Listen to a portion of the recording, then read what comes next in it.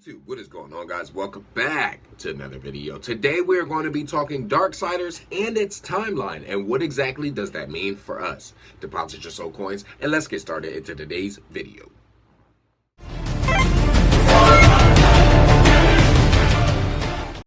All right, guys, we are back. Okay, the timeline of all the Darksiders games explained right here. Okay, the Darksiders series has 4 games in total that have all an interconnected timeline centered on following each of the 4 horsemen.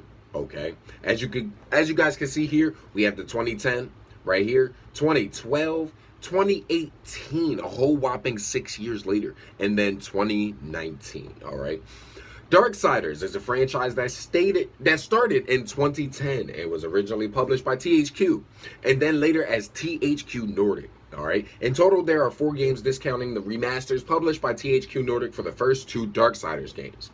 The 4 games tell an overarching story, and each of them focuses specifically on each of the 4 horsemen.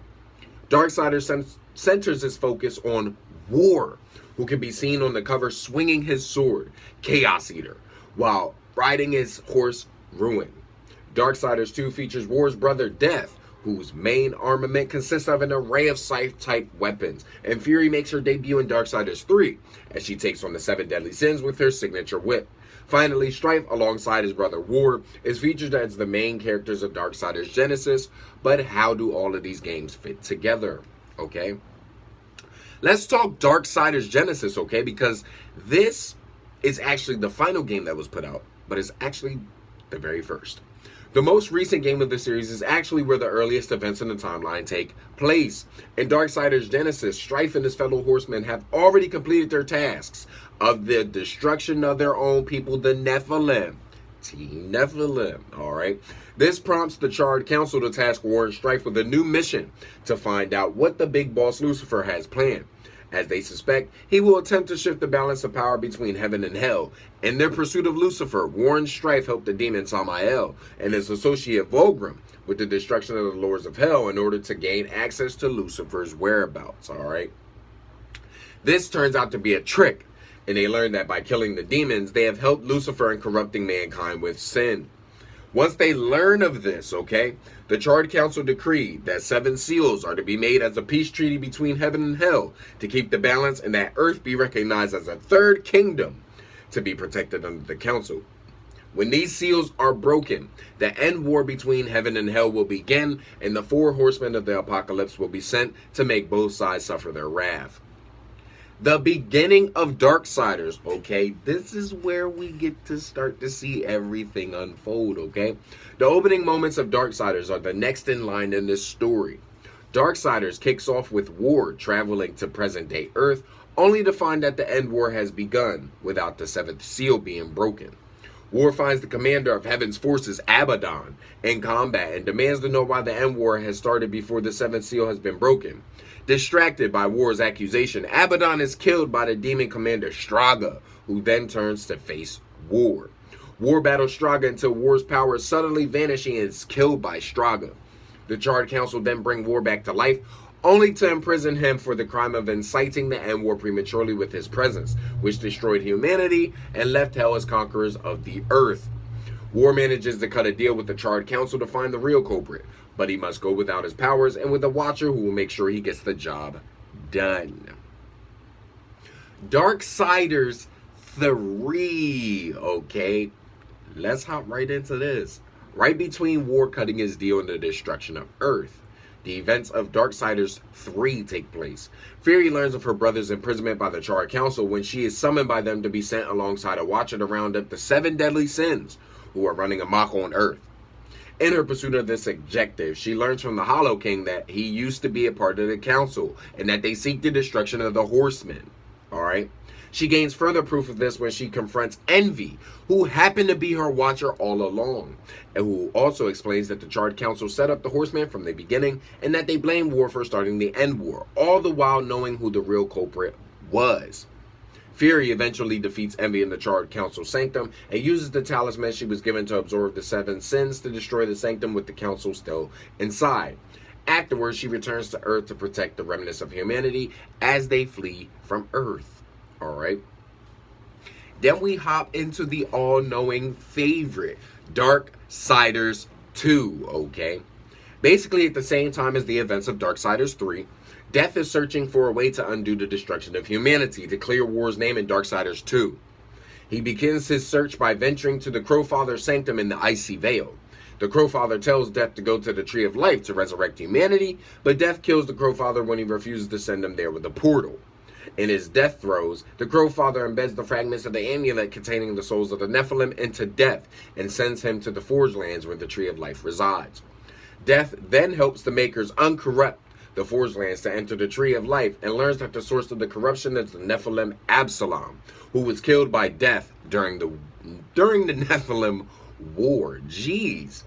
Midway through Darksiders 2, the tree sends Death to the land of the dead where he meets the Lord of Bones, who tells Death about the Well of Souls within the Tree of Life and how it can resurrect humanity. To get to the Well of Souls, Death has to obtain 2 parts to a key located in heaven and hell. After purging more corruption and obtaining the fragments, Death assembles the key and enters the Tree of Life to confront Absalom and destroy him. Once the battle is won, Death discovers that the only way to resurrect humanity is to give up the souls of the Nephilim, which are his people. Determined to set his brother free, Death jumps into the Well of Souls with the intent of restoring humanity to Earth. Now, we get a shift back to Darksiders 1 for this, alright? And here's the reason why. Back in the first game, War is sent back to Earth by the Charred Council. Only now it's a century after he had last been to Earth. War learns that the Destroyer is responsible for leading the armies of Hell to destroy all of humanity, and decides to seek him out. With the help of Samael, War gains access to the Black Tower, which is the lair of the Destroyer.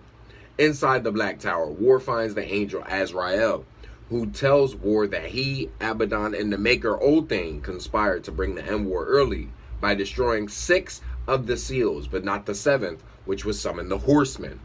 War then defeats Straga, and Azrael takes War to the Tree of Knowledge, which tells him that the Council set him up and that the Destroyer is Abaddon, who has possession of the 7th seal. War also finds out that his Watcher will betray him with a sword called the Armageddon Blade, which coincidentally can be used to kill the Destroyer. War collects the fragments of the Armageddon Blade and gets Oathane to reforge it for his final showdown with the Destroyer. Before facing the Destroyer, Uriel, the angel who served with Abaddon and wants revenge, challenges War to a death oath that can only be broken when one of them dies. War convinces her that the Destroyer is Abaddon and they go together to face him. After killing the Destroyer, War's vision is fulfilled when his Watcher betrays him, and he is stabbed with the Armageddon Blade as a means to end the death oath with Uriel. Uriel takes the opportunity to also destroy the 7th seal that the Watcher claimed from Abaddon, which rejuvenates War as his ties with the Council are severed and his powers are restored. The game ends with the other 3 horsemen returning to Earth in time to fight in the real End War. The story leaves off with the 4 horsemen reunited and the End War beginning with no council to stop them. Now that the story has been left on such a massive cliffhanger, fans are chomping at the bit to see what becomes of the horsemen in the next Darksiders game. Alright, for those of you who do not know, you can pick up a copy of Darksiders Genesis, which is out for PC and Stadia with the PS4, Switch, and Xbox One versions that launched on February 14, 2020. Guys, there we have the storyline and timeline of Darksiders itself. Now, why, may you ask? And that is because this coming Wednesday, we will be starting our Darksiders run. My second favorite game series of all time. Hopefully that Darksiders 4, hopefully that's real, all right? Hopefully that's real, you feel me? And we're also going to have a theory popping up soon. Guys, if you enjoyed this video, you already know what to do. Don't be afraid to hover and haunt that like button. Subscribe today to become part of the Soul Gang, Team Nephilim. Let's get it. Tap the notification bell to know each and every time that I'm uploading these videos. And guys, remember, to be good at the game, you gotta kill with skill. And until our next nightmare, guys, peace, man. Love y'all, man. Stay tuned for Darksiders. Stay tuned.